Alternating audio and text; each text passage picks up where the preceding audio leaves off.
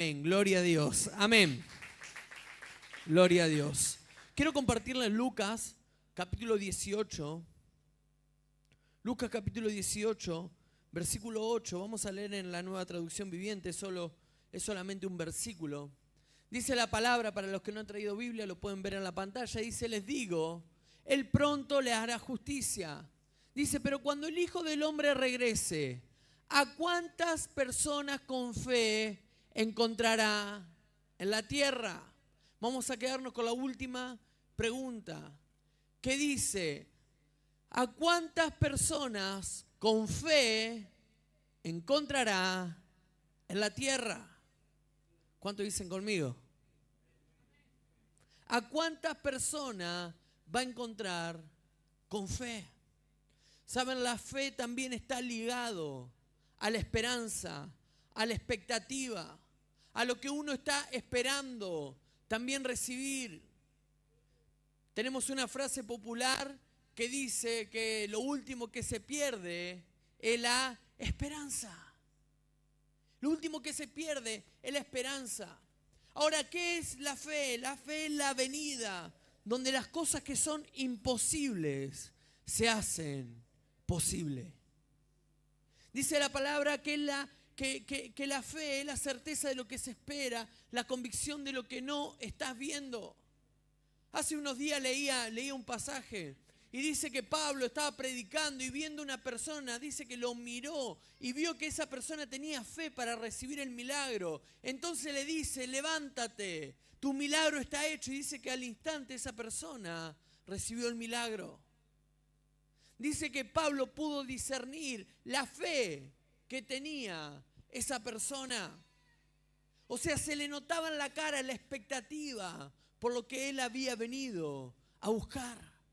Yo siempre digo que antes cantábamos una canción que dice, yo no sé a lo que tú has venido, pero yo he venido a buscar o a alabar a Dios. Yo no sé con qué expectativa viniste esta noche, si viniste a ver qué onda, si viniste porque alguien te invitó, o bueno, pastor, yo vengo todos los martes, yo vengo los domingos, vengo los días que hay actividades y nada más, pero yo lo que te invito en esta noche es que tenga expectativa por lo que Dios va a hacer sobre tu vida, porque si querés lograr algo, querés alcanzar algo, necesitas activar tu fe. ¿Cuántos dicen amén? Nos llevamos lo que venimos a buscar. ¿Qué viniste a buscar? Porque lo que viniste a buscar te lo vas a llevar en esta noche. ¿Cuántos dicen amén? Amén, decirle que tener al lado, activa tu fe. Vamos, con más onda, a ver, activa tu fe, decirle. ¿Saben por qué? Porque, escuchen, la fe no es positivismo. A veces ligamos con fe, esperanza, positivismo. Bueno, hay que seguirla remando, hay que meterle ganas. ¿He escuchado esto, sí o no? Hay que seguir, no hay que bajar los brazos. Pero la fe no es positivismo, sino que es fe para creer. ¿Pero creer en qué? Esa fe tiene un sustento.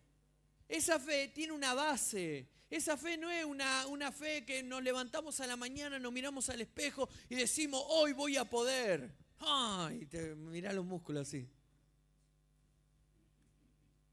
No es una fe que vos decís, hoy tengo ganas y hoy todo va a salir bien. Esa fe está basado en tu humanismo, en cómo te levantaste ese día. No sé por qué dicen con el pie izquierdo, derecho, no sé cómo es eso. Amén. Pero no tiene que ver con eso, sino que nuestra fe, la fe, esa que dice la palabra en hebreo, que dice que es la certeza de lo que esperás, la convicción de lo que no estás viendo, no es una fe basada en nosotros, sino que es una fe basada en Dios, de acuerdo a sus promesas y lo que Él ya habló respecto a nosotros.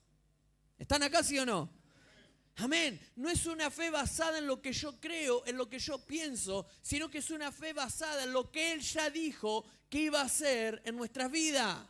Entonces hay algo que siempre se dice, reclamar las promesas, hablar las promesas de Dios en nuestra vida. Dice la palabra de que las promesas de Él son el sí y en el amén. ¿Qué significa? Que el Señor tiene promesas para nosotros. ¿Y ahora para qué necesito esa fe? Para alcanzar, para arrebatar todo lo que el Señor quiere hacer en nuestra vida. ¿Está conmigo, sí o no? Amén. Entonces una fe sustentada en su promesa. Por ejemplo, dice la palabra del Señor, yo tengo pensamiento de bien acerca de ustedes y no de mal, para que lo espere un futuro que sea glorioso. Entonces no podés estar con una expectativa de un futuro pésimo, de un mal futuro, sino que tu futuro está marcado por la presencia del Señor, que vas camino a una temporada gloriosa, que vas camino a los mejores tiempos para tu vida. ¿Cuántos dicen amén a esto? Amén, pero hay algo que se interpone entre la fe y lo que queremos alcanzar, que es la duda o la incredulidad. Y de esto quiero hablar en esta noche. Y para esto quiero compartirle unos versículos en Éxodo, capítulo 17. En el versículo 1 dice: toda la comunidad israelita partió del desierto de Sin por etapas, según lo había ordenado el Señor. Dice: acamparon en Refidín, pero no había allí agua para que bebieran. Así que discutieron con Moisés y le dijeron: danos agua para beber. Le exigieron. Dice: ¿por qué discuten conmigo? Se defendió Moisés. ¿Por qué provocan al Señor?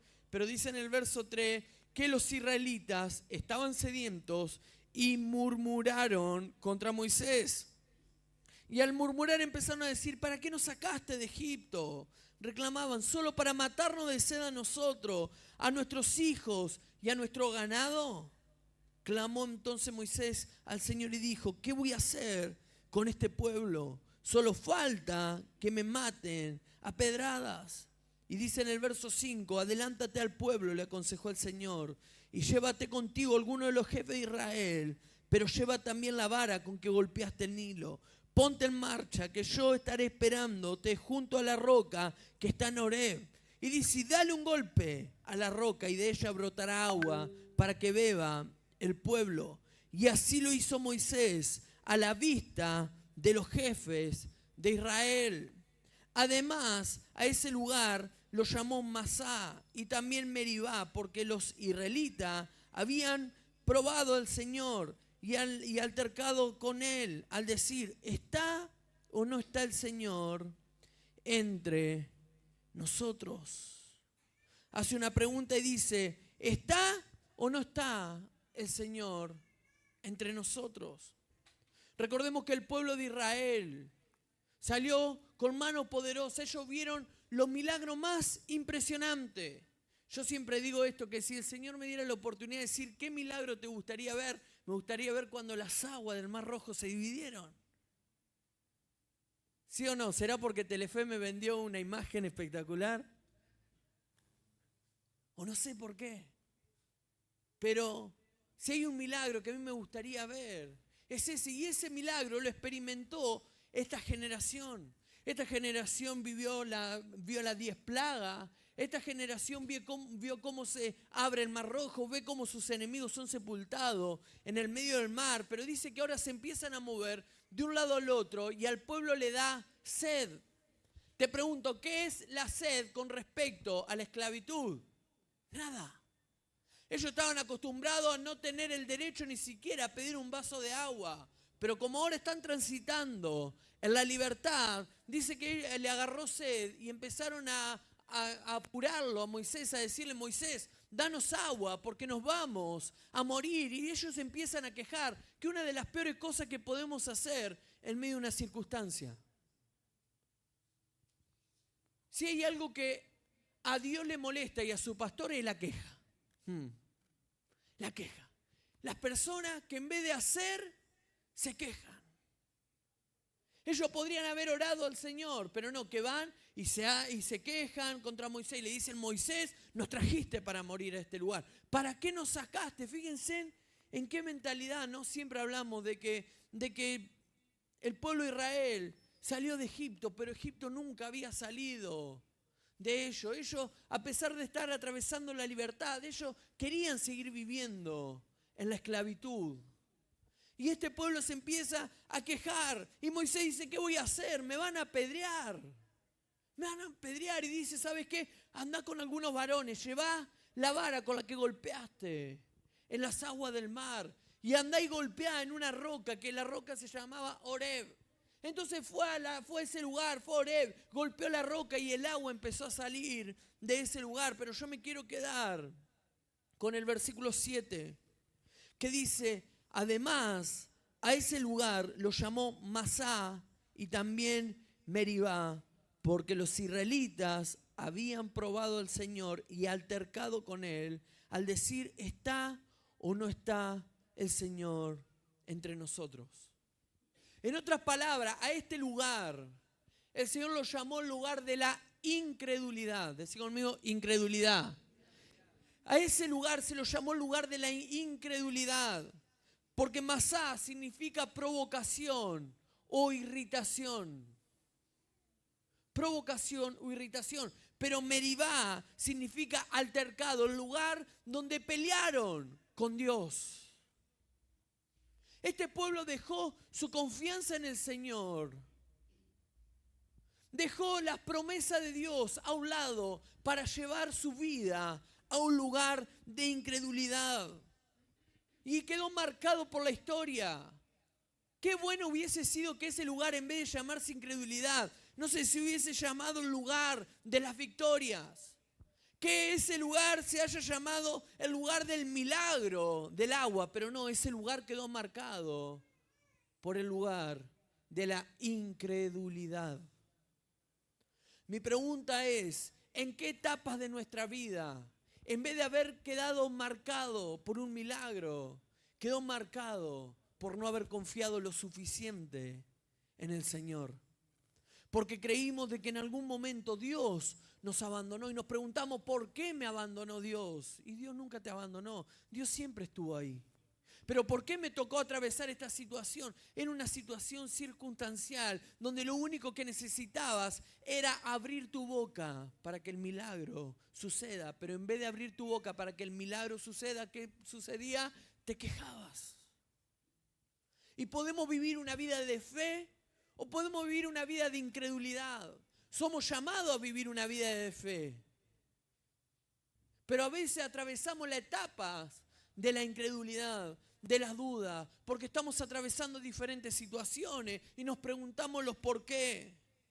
Y Dios lo llamó a ese lugar así, para que las próximas generaciones que pasaran por ese lugar, que las próximas generaciones que caminaran por ese lugar y vean marcado cómo se llamaba ese lugar, recordaran que sus abuelos fueron unos incrédulos, que no tuvieron suficiente confianza en el Señor, de que a pesar de que se le habían dado todas las promesas de Dios para su vida, a pesar de que Dios le dijo que iban a entrar a una tierra que fluye leche y miel, a causa de la incredulidad nunca pudieron entrar. ¿Y qué tal si yo te digo en esta noche de que las promesas de Dios se van a cumplir en tu vida? ¿Lo podés creer? ¿O estás afectado por la duda, por la circunstancia que estás atravesando? Yo puedo soltar la palabra, pero si no empezamos a transitar por esa palabra y no empezamos a transitar por el camino de la libertad y siempre estamos pensando en que todo lo anterior era mejor, vamos a vivir quejándonos contra Dios. Por eso es que hay gente que viene a la iglesia y viene un tiempo, pero nunca suelta lo de afuera. No, porque antes cuando yo no iba a la iglesia, sí, pero eras esclavo. Sí, pero acordate cómo llegaste. Acordate cómo era. Entonces cuando nosotros venimos a Dios, Él nos hace nuevo, pero nosotros necesitamos entrar en esa vida nueva, en la mente, en el corazón y en el espíritu. No nos podemos quedar con el Egipto pasado, porque a veces hasta nos olvidamos de que nos golpeaban, a veces nos olvidamos que éramos esclavos, nos olvidamos de que no teníamos voz, nos olvidamos de que nos habíamos olvidado de Dios, pero ahora estamos en una nueva esperanza y tenemos que transitar en el camino de la libertad y de la fe. ¿Cuánto dicen amén? Ahora, ¿qué es la incredulidad? Es la imposibilidad que tiene una persona para creer algo. Es la imposibilidad que una persona tiene para creer algo. Nosotros siempre decimos, cuando vos prediques de Dios, predica con tu testimonio. Predica con tu testimonio. Hay gente que ni aún así lo puede creer. Entonces, en una vida donde hay incredulidad, es una vida que siempre va a vivir atada a su pasado. No va a ser una vida que entra en movimiento. Porque eso es lo que necesitamos, es estar todo el tiempo en movimiento. La palabra del Señor también nos habla de vivir de gloria en gloria. Hablamos el día domingo, de fe en fe. Es un movimiento, no nos podemos quedar estancados en una circunstancia, en una situación. Pero si hay incredulidad en nuestra vida para creer en el poder de Dios, ese poder no va a actuar sobre tu vida. Es más, posiblemente quede una marca de derrota sobre tu vida o sobre una decisión. Yo no quiero que nadie me levante la mano, pero yo estoy seguro que si yo hiciera esta pregunta y te dijera, ¿te arrepentís de alguna decisión que no tomaste? Porque tal vez te agarró o la cobardía o la indecisión o dudaste. Yo puedo estar casi seguro de que la gran mayoría de nosotros nos reprochamos por no haber tomado una decisión en el tiempo correcto. ¿Por qué? Porque generalmente dudamos. Nos vienen las preguntas. No confiamos lo suficiente en Dios para tomar esas decisiones. ¿Están conmigo, sí o no? Entonces nuestra vida no puede quedar marcada por la incredulidad. Pasaron los años y seguimos hablando de ese momento, de ese tiempo. Quedó marcado en la historia, pero nuestra vida no puede quedar marcada en la historia de la siguiente generación. No pueden decir que fuimos unos padres, que vamos a ser unos abuelos cobardes, sino que tenemos que ser padre, madre, abuelo, abuela, que han vivido y han caminado por medio de la fe. ¿Cuánto dicen amén? Cuando leemos en hebreo la galería de la fe, qué glorioso poder ver todas las historias de esos hombres. Y por la fe cerraron las bocas de leones. Y por la fe, y por la fe, y por la fe. Por la fe. No quedaron marcados por las derrotas. No quedaron marcados por las dudas. No quedaron marcados por la incredulidad. Y no eran hombres súper. No fueron mujeres que fueron formadas. Está inclusive en la galería de la fe, ¿saben quién? Rahab. Una prostituta que estaba en el muro de Jericó, pero por la fe, dice la palabra del Señor, por la fe ella pudo salir de esos muros, abrió las puertas para que el pueblo de Israel atravesara los muros y quedó marcada en la historia. ¿Por qué? Porque se atrevió, porque se animó a hacer algo que todos los demás no lo hacen. Si entramos en los patrones normales, en los patrones comunes, vamos a ser personas comunes. Pero si nos metemos en los patrones que Dios quiere, vivir una vida de fe, vivir una vida de expectativa, vamos a empezar a experimentar los milagros que nunca antes hemos visto. ¿Cuántos lo están creyendo? Amén. Aplaudamos con más ganas. Amén. Gloria a Dios.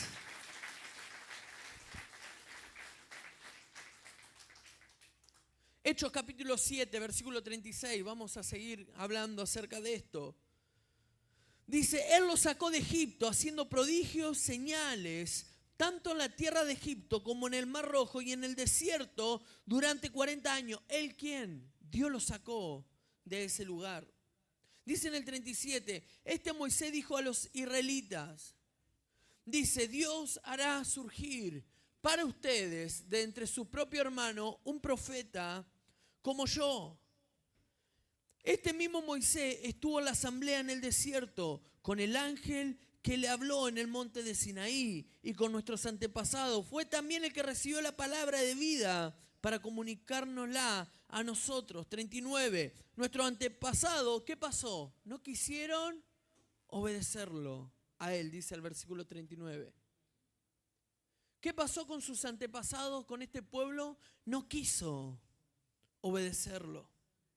Sino que ¿qué hacían? Lo rechazaban. Lo que realmente deseaban, fíjense lo que dice, era volver ¿a dónde? A Egipto. ¿Qué deseaban? Volvamos. Ay, tenemos un poquito de sed, volvamos. Cualquier cosa era para volver atrás.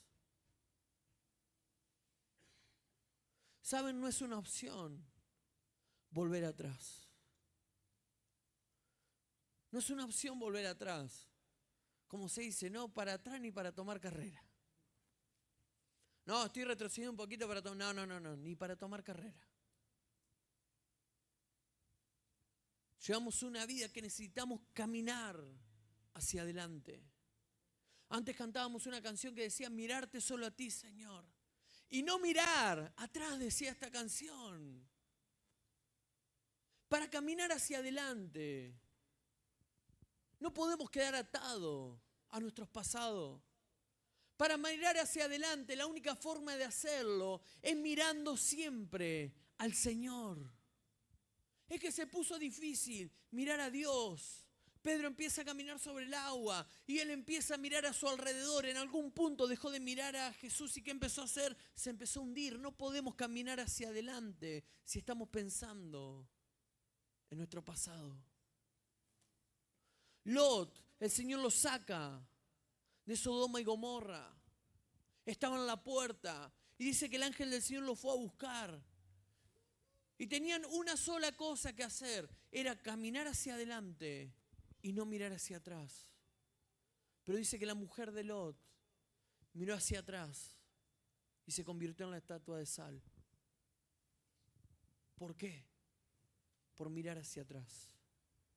No podemos seguir pensando en el pasado. Como dije el día domingo, no podemos seguir. Los que no miraron esa prédica, mírenla. Se llama Vamos de Gloria en Gloria, una cosa así. Está en YouTube, está en Facebook, está por todos lados. Mírela, porque va enlazada con este mensaje. No podemos mirar hacia atrás. No podemos quedarnos con la gloria pasada, con los tiempos pasados que fueron mejores. Hay un tiempo que está por venir que también es mejor. Donde no nos podemos quedar hacia atrás. Donde necesitamos tener fe, expectativa, porque Dios algo grande va a hacer. Dije, Dios algo grande va a hacer. ¿Saben? Esta palabra no podemos dejarla pasar así nomás. Necesitamos hacerla propia. Apropiarnos de esta palabra. Dice que el pueblo de Israel no obedeció. No quisieron obedecerlo. Es más, lo rechazaban. Deseaban, dice el versículo 39, volver a Egipto. Y le dijeron a Aarón, Aarón, tienes que hacernos dioses que vayan delante de nosotros, porque a ese Moisés que nos sacó de Egipto, no sabemos qué pudo haberle pasado. Moisés se va 40 días ya a estar con el Señor. Y ellos, en vez de tener una relación íntima, en vez de tener esperanza, fe, expectativa, ¿qué dijeron? Tal vez Moisés no vuelva más. ¿Para qué vamos a adorar a Dios? Hacenos un becerro. Hacernos algo para poder adorar. ¿Saben por qué? Porque cuando no nos sale una adoración genuina a Dios, empezamos a adorar otras cosas. Y no necesariamente una imagen, una idolatría. Adoramos otras cosas. Todo lo que quite un lugar a Dios es idolatría. Y este pueblo empieza a decirle a Aarón, hacenos un becerro de oro, tiene que hacernos dioses que vayan delante de nosotros. No sabemos qué pudo haberle pasado. 41 dice, entonces hicieron un ídolo de forma de becerro y le ofrecieron sacrificio y tuvieron fiesta en honor a la obra de su mano. Dice en el 42, pero Dios le volvió la espalda y lo entregó a que rindieran culto a los astros. Así está escrito en el libro de los profetas. Casa de Israel, ¿acaso me ofrecieron ustedes sacrificio y ofrenda durante los 40 años en el desierto? No, al contrario, ustedes hicieron cargo del santuario de Moloc, de la estrella de Dios, Refán, y de la imagen que hicieron para adorarle. Por lo tanto, los mandaré al exilio más allá de Babilonia. En vez de adorar a Dios, en vez de continuar hacia adelante, este pueblo estaba siempre mirando hacia atrás y traía incredulidad a su vida. Es más, mientras adoraban a Dios, tenían ídolos, tenían cosas guardadas. Porque decían, tal vez Dios nos falle. Y si Dios nos falla, bueno, tenemos tal santo, tenemos tal cosa, tenemos tal amuleto que nos puede salvar de la situación. Quiero decirte algo, lo único que puede salvarte es Cristo. Lo único que puede salvar tu vida, tu casa, tu familia es Dios. No necesitas nada más. No necesitamos nada más. Por eso nuestra expectativa, nuestra fe, nuestra confianza está en el Señor. Dios se volvió en contra de este pueblo. ¿Por qué? Porque empezaron a adorar imágenes. Empezaron a traer la idolatría. Y dice la palabra del Señor. No lo dice el pastor Daniel Sáenz, lo dice la palabra del Señor en el 42. Pero Dios le volvió la espalda y los entregó que rindieran culto a los astros. Piensen esto, mientras caía el maná, la provisión de Dios, ellos tenían en sus tiendas la idolatría, porque si en algún momento Dios dejaba de proveer, teníamos a alguien a quien pedir. ¡Qué terrible! ¡Qué terrible! Y qué terrible si pasa hoy en día, que decimos, bueno, confío en el Señor, pero por si el Señor no provee, tengo una salidita por otro lado. Estoy acomodado con tal.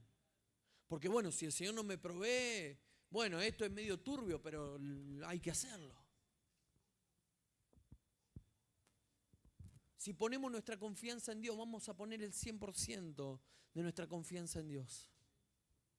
Repito esto, si nuestra confianza realmente está puesta en Dios, vamos a poner el 100% de nuestra confianza en el Señor. No vamos a traer cosas, no vamos a dar el 80, el 70, el 50% de nuestra confianza, sino no vamos a entregar al 100%. ¿Cuánto dicen amén?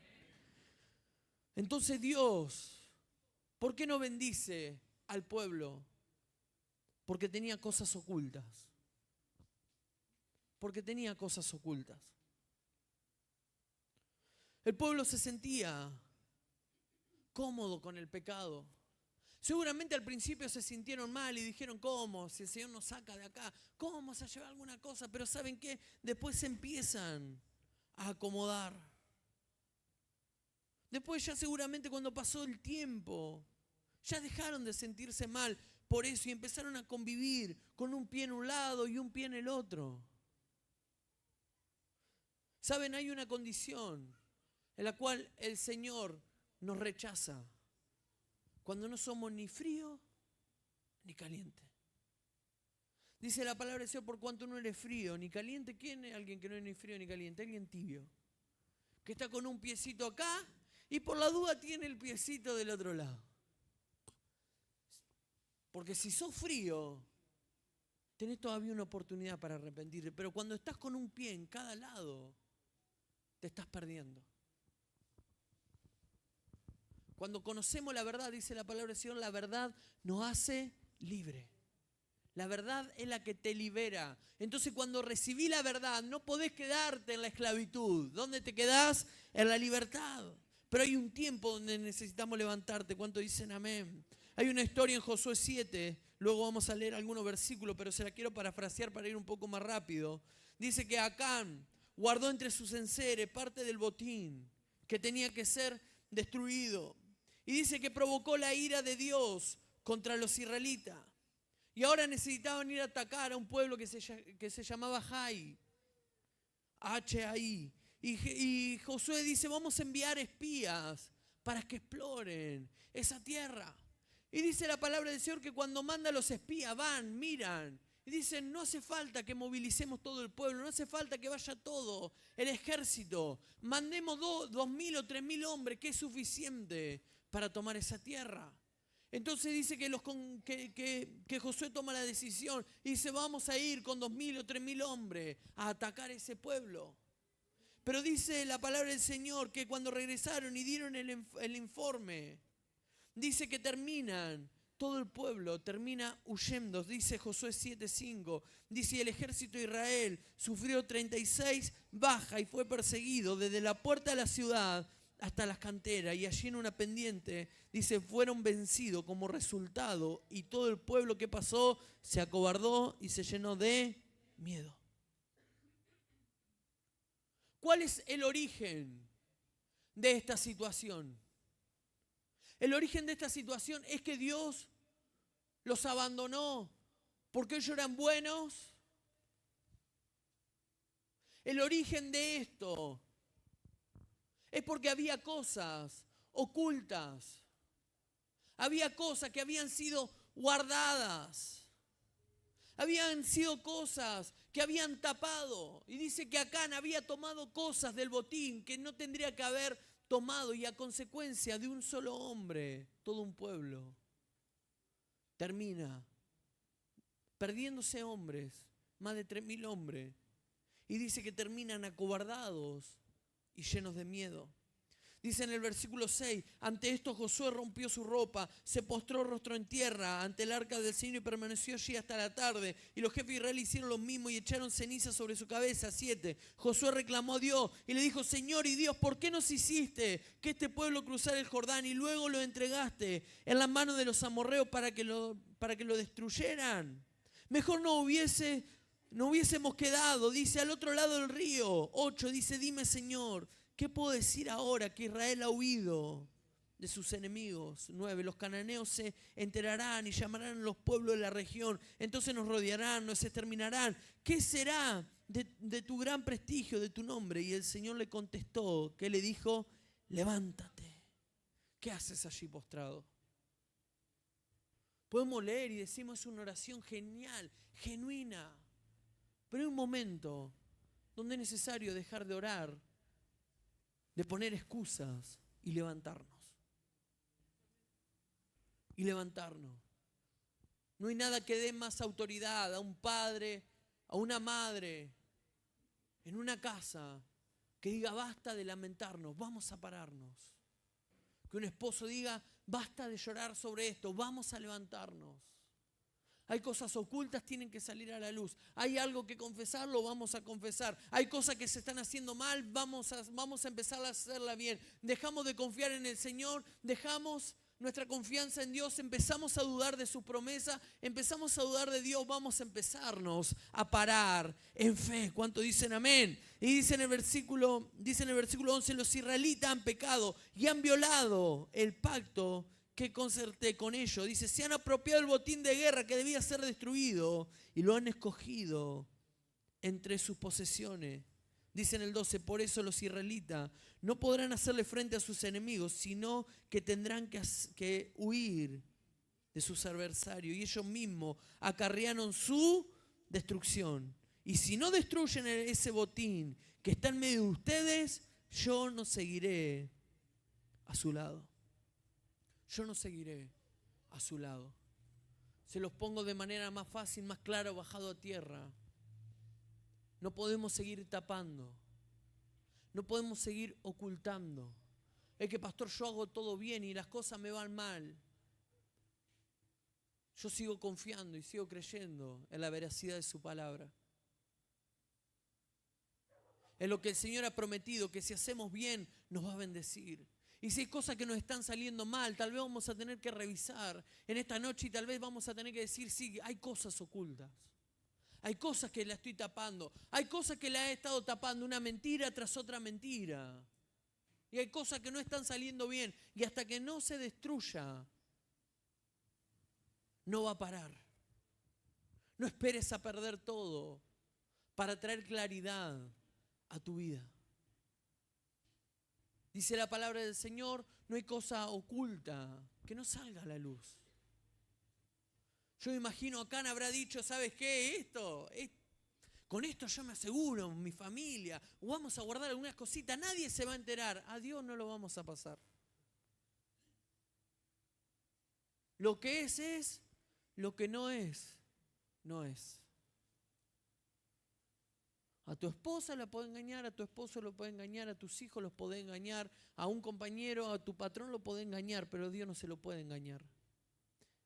Y la bendición está en nuestra vida cuando traemos corazón sincero a Dios. Pastor, yo pensé como arrancaste hablando de la fe y estaba buenísimo el principio del mensaje. Te lo voy a decir de la siguiente manera, podés aplicar toda la fe que vos quieras, podés tener toda la expectativa que vos quieras, pero si hay cosas ocultas, Dios da la espalda. ¿Están acá, sí o no?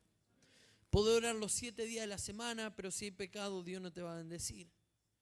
Podés ofrendar, podés dar, podés declarar de que las ventanas de los cielos se van a abrir, pero si hay cosas ocultas, no vas a prosperar. Es que, pastor, hago algo y me arrepiento y lo vuelvo a hacer. Y ante la cercanía de una reunión, vuelvo a pedir perdón. Y hay algo que me dice, no ores más, no ores más. Cuando estés puro, volvé a la iglesia. ¿Sabe cuánta gente hay que deja de venir porque está fallando el camino? Te lo digo de otra manera. ¿Sabe cuánta iglesia le cierran la puerta a gente que está fallando, que se está equivocando? Y es un error gravísimo.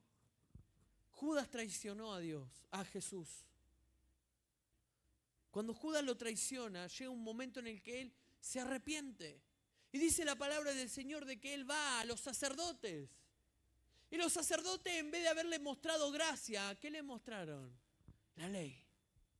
Le cerraron las puertas. Era una oportunidad para que Judas se arrepienta de su error. Y cuando va a los sacerdotes le dicen, no, Judas, viniste al lugar equivocado. Judas va y se ahorca. Todos contamos la parte de Judas ahorcado porque traicionó a Jesús, pero nadie cuenta la historia de la mitad.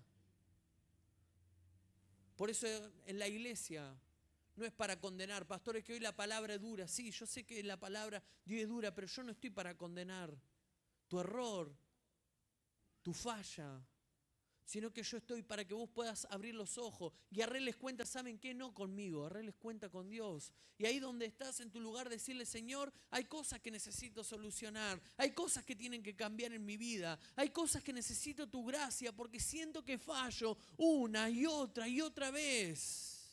Y a veces hasta la voz de mi conciencia me dice, ¿qué estás haciendo? Hay gente que me ha dicho, pero pastor, no soy ni siquiera digno de orar, y te quedas fuera de las puertas del trono sintiéndote indigno. Por algo dice la palabra del Señor, y voy terminando, entrad confiadamente al trono de la gracia. No dice al trono de la ley, al trono de la condenación, no, al trono de la gracia. A Jesús le traen una mujer que había sido sorprendida en un acto de adulterio. Según la ley de Moisés, había que apedrear a esa mujer. Se la traen a Jesús y le dicen, Jesús, ¿qué vamos a hacer con esta mujer que falló, que pecó? Hay que apedrearla. Entonces Jesús dice, empieza a dibujar, hace unos dibujitos ahí. Y le dice, aquel que no haya pecado, tire la primera piedra. Y dice la palabra del Señor que uno a uno se fueron. ¿Saben quién era el único que podía condenarla? ¿Que no tenía pecado? Jesús. Y el único que podía apedrearla, le tendió la mano.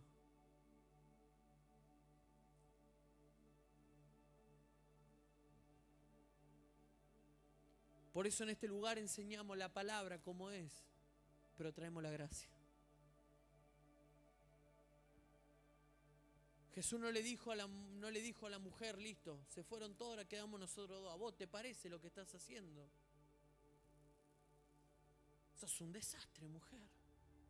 No le dijo eso. ¿Sabes qué, mujer?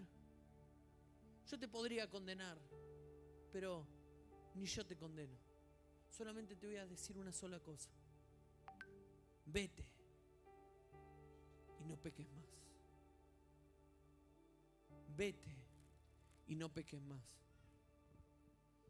La gracia no es seguir haciendo tu vida, sigue haciendo lo que quieras, hace una vida como vos se te antoja. No, es amoldate a la oportunidad que tenés de cambiar, de transformar tu vida.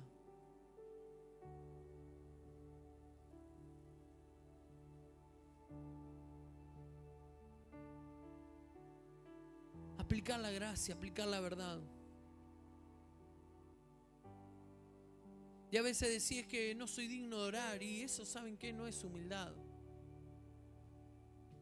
Eso, ¿saben qué es? Es incredulidad. No, pastor, yo soy humilde y a mí no. No confundamos. Eso no es humildad, eso es incredulidad. Porque la misma fe que te salva es la misma fe que te salva y que te guarda para no volver a cometer el mismo error. Es que ahora fallé, ahora me equivoqué. Si tenés fe para decirle, Señor, limpiame de mis pecados, esa misma fe va a ser la que te va a guardar de volver a cometer los mismos errores una y otra vez, de ser reincidente y esclavo de una situación. Y voy terminando. Dice en el versículo 13, Josué 7:13.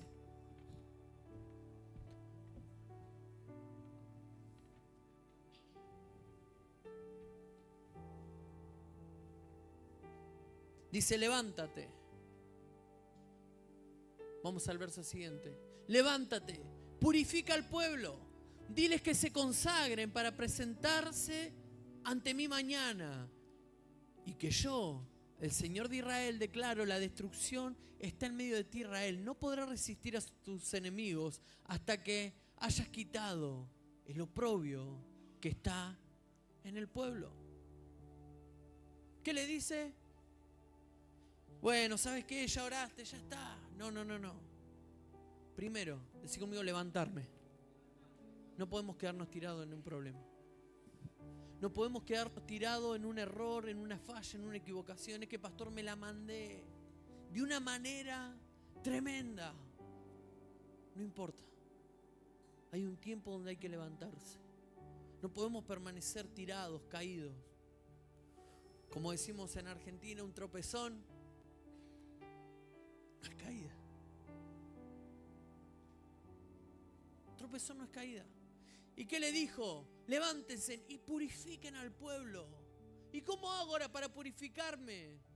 La sangre de Jesucristo, dice la palabra, nos limpia de todo pecado. ¿Y qué tengo que hacer? ¿Venir y confesarme con usted, pastor? Que no.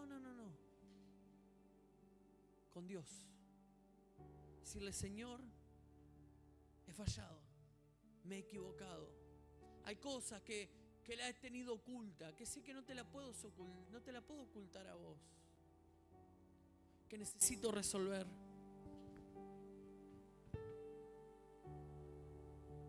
Porque si no, viene la destrucción a nuestra vida. Y la misma fe que nos está salvando es la misma fe que nos va a ayudar a permanecer puros, limpios, para transitar una vida gloriosa, un camino de bendición. Y no quedarnos tirados en medio del problema. ¿Sabe cuánta gente se equivoca en algo y queda años patinando en las mismas situaciones? Y pasa el tiempo y sigue atrás y sigue en el pasado. Y te cuenta el problema y vos le decís: ¿cuándo te pasó, pastor? Hace 20 años. Y lo seguís contando como si fuera hoy. No te pudiste levantar. Pero ¿saben qué? Levantarse es una actitud de fe. Levantarse es una actitud de fe. Ante cualquier situación, levantarte, sacudirte el polvo y decir: no me voy a quedar tirado en medio del problema. Estás demostrando una actitud de fe. Pero ya no es tiempo de que lo digas, es tiempo de que lo acciones. Ya no es tiempo en que digas y cuentes y demás. Es el tiempo donde acciones. Donde digas: ¿saben qué? Me voy a levantar. Voy a demostrar de que estoy hecho para otra cosa. De que mi vida no va a ser un fracaso. De que mi vida no va a ser una derrota. De que no nací para estar debajo, sino que nací para estar por encima. Que no nací para estar de cola, sino que nací para ser cabeza. Que nací para estar en lugares altos y no lugares bajos. Que nací para estar sentado junto al Señor y no para que el mundo me pisotee. Pero hay una actitud que necesitamos tomar. Porque la fe sin obra se muere. No, sí, pastor, yo lo estoy creyendo. Si lo estás creyendo, hoy necesitas tomar una acción sobre tu vida. Y tal vez hoy tenés que decir: ¿saben qué? Me determino a vivir una vida de santidad. Me determino. Hoy traigo determinación. Hay cosas que hoy empiezo a decir que no. Y hay muchas cosas que empiezo a decir que sí. Hay cosas que empiezo a decir que no y le empiezo a decir que sí a Dios. Voy a separar tiempo. Voy a separar momentos. Voy a profundizar mi relación con Él. Ponete en